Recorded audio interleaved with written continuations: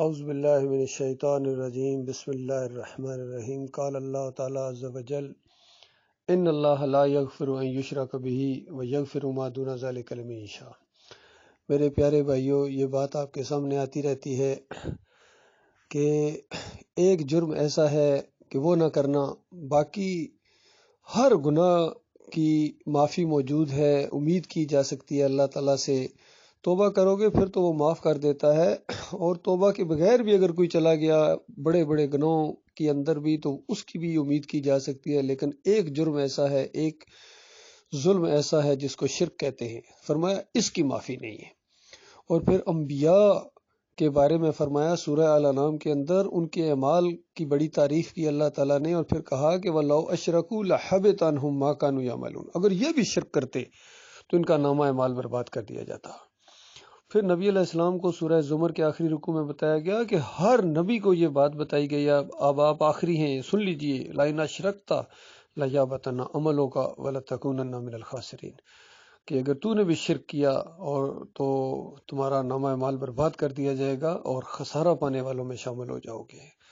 تو میرے پیارے بھائیوں، یہ قرآن کی بات ہے، اور قرآن وہ راستہ دکھاتا ہے جو بالکل سیدھا ہے، صاف حق اور باطل کے اندر تمیز کرتا ہے، علیحدہ کر دیتا ہے۔ قد تبین الرشد من الغی، ہدایت اور گمراہی کو بالکل علیحدہ کر دیتا ہے۔ یقین کیجیے یہ قرآن ایسی کتاب ہے۔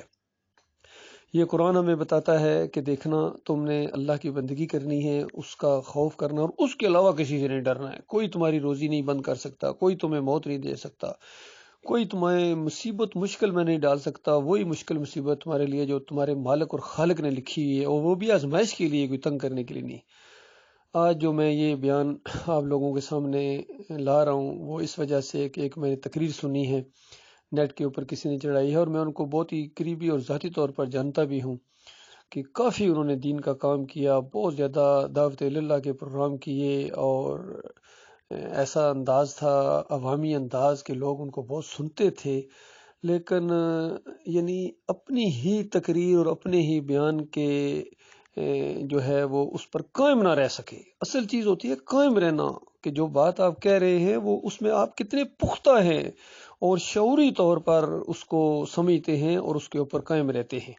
تو پہلے یہ بیان سنیے، یہ مشہور آواز ہے، ہمارے کتنے دوست ہیں، بھائی ہیں، وہ ان کی آواز کو پہچانتے ہیں، اور ان کا پہلے بیان سنیں، پھر میں آپ کو بتاؤں گا کہ کس طرح بعد میں انہوں نے اپنے ہی کیے پر پانی پھیر دیا اور سجدہ تعظیمی کے شرک کے اندر وہ مبتلا ہو گئے، اور اس کو بس استثنائی صورت کہنا شروع ہو گئے، اور وہ ساری باتیں اس کے اوپر بھی میں تبصرہ کروں گا۔ پہلے آپ ان کا یہ ذرا بیان سنیں۔ حکم دیا ہے کہ کسی سے ڈرنا نہیں ہے، کسی کی پرواہ نہیں کرنا ہے۔ میں تمہارا رب ہوں، میں نے تمہیں پیدا کیا، مجھ سے مانگو میرے پاس آؤ گے۔ میری بندگی کرنا، بندگی میں میرے ساتھ کسی کو شریک نہ ٹھہرانا، نہ زبانی بندگی میں، نہ عملی بندگی میں، اور نہ مالی بندگی میں میرے ساتھ کسی کو شریک نہ ٹھہرانا۔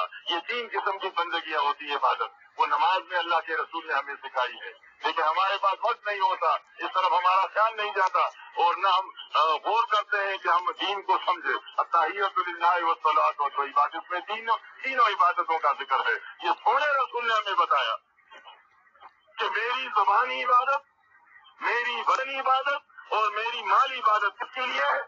تحیۃ للہ، للہ کے لیے، للہ اللہ کے لیے۔ اس پر نبی علیہ السلام صحابہ کرام عمل کرتے تھے۔ صحابہ کرام کے زمانے میں کبھی غیر اللہ کا نعرہ نہیں لگتا تھا، سب سے زیادہ محبت کرنے والے تھے صحابہ کرام، لیکن ایک صحابی نے بھی یا رسول مدد کا نعرہ نہیں لگایا۔ آج دیکھتے پڑھے لکھے بڑے لوگ لگاتے ہیں یا رسول مدد کا نعرہ، غائبانہ طور پر وہ نہیں لگاتے تھے، کیونکہ وہ جانتے تھے کہ یہ عبادت ہے کسی کو پکارنا، اور پکارنا زبانی عبادت اللہ کے لیے، بدنی عبادت سجدہ رکوع کس کے لیے؟ اللہ کے لیے۔ انہوں نے کبھی رسول اللہ کے سامنے سجدہ نہیں کیا، کبھی رسول اللہ کے سامنے زندگی میں سجدہ نہیں کیا۔ وفات کے بعد صحابہ کرام زندہ رہے، کبھی قبر کے سامنے سجدہ نہیں کیا۔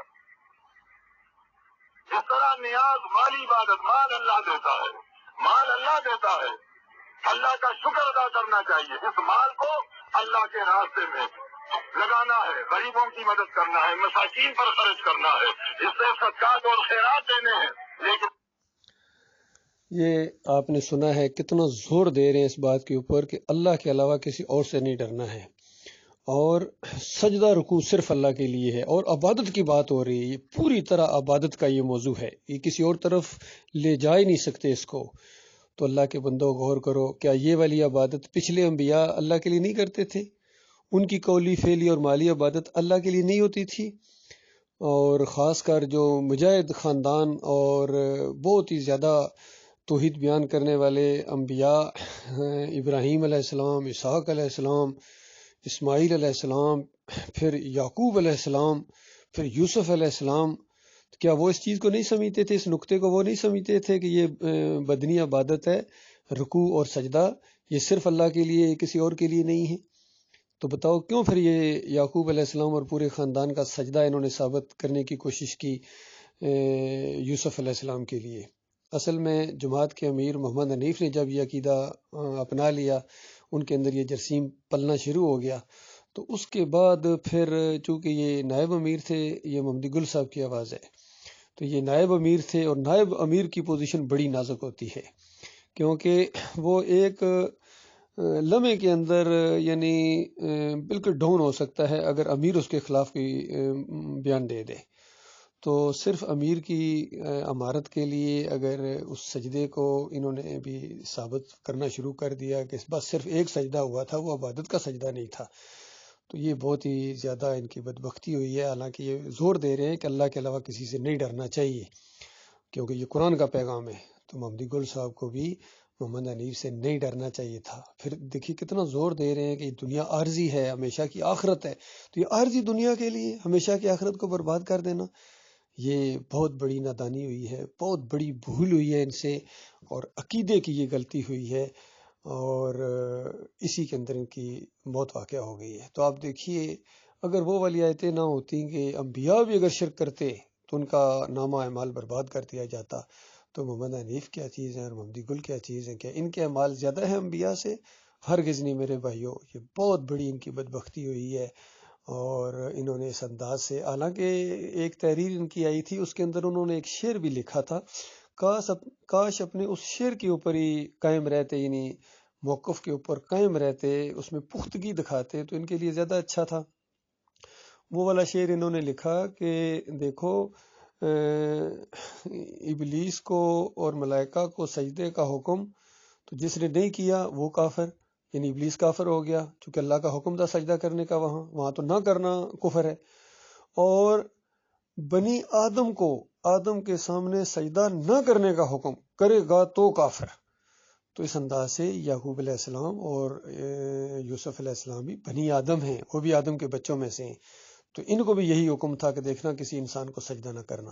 اب محمد حنیف کا یہ عقیدہ بن گیا کہ انسان کو سجدہ کر سکتا ہے، اندازہ لگائیے۔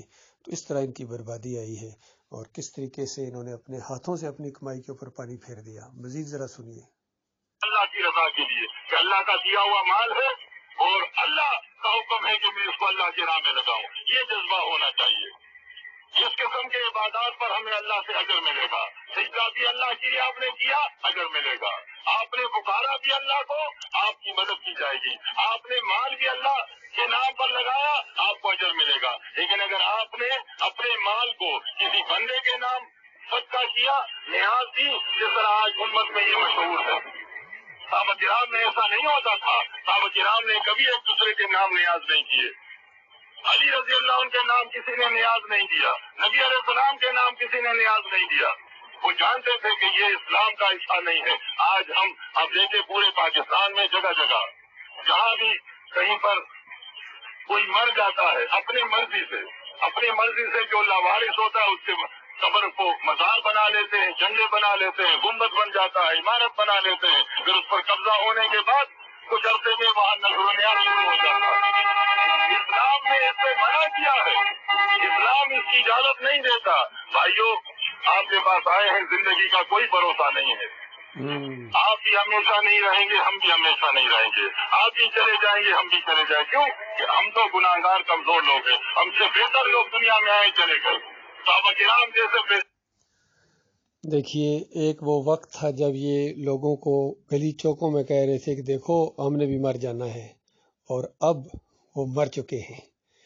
تو غور کرو اللہ کے بندو، جس طرح صحابہ کرام اللہ کے علاوہ کسی اور کی نظر و نیاز نہیں کرتے تھے، اسی طرح وہ اللہ کے علاوہ کسی کو سجدے نہیں کرتے تھے، نبی علیہ السلام کو سجدے نہیں کرتے تھے۔ تو جس طرح صحابہ اکرام اللہ کے علاوہ کسی اور کو سجدے نہیں کرتے تھے، اس طرح پچھلے انبیاء بھی اللہ کے علاوہ کسی اور کو سجدے نہیں کرتے تھے۔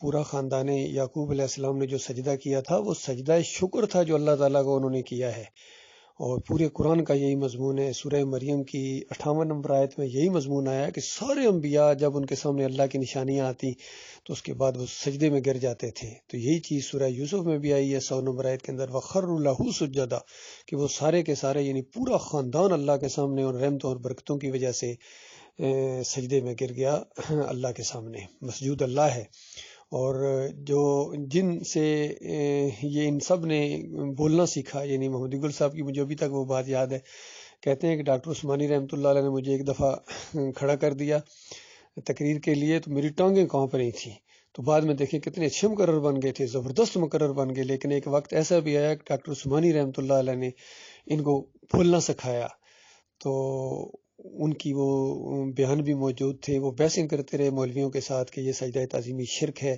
اور جن کا ایمان عقیدہ خراب ہوتا ہے وہ اس طرح تفسیر کرتے ہیں کہ یوسف علیہ السلام کو سجدہ ہوا، تو لہٰذا یہ سجدہ شکر ہے جو اللہ کو ہوا تھا۔ اور پھر ڈاکٹر صاحب نے مزید مسالے بھی دیے، دیکھو کہ یہ خواب ہے، خواب کی تعبیر ہوتی ہے، جس طرح وہاں 7 دبلی گائیں تھیں اور موٹی گائوں کو کھا رہی، وہاں مصر میں کوئی نہیں نہ دبلی نہ موٹی، یہ ایک انداز تھا ہریالی کو ثابت کرنے کے لیے اور خشک سالی کو ثابت کرنے کے لیے، ساری چیزیں اس انداز سے یہ خواب دکھائے گئے ہیں۔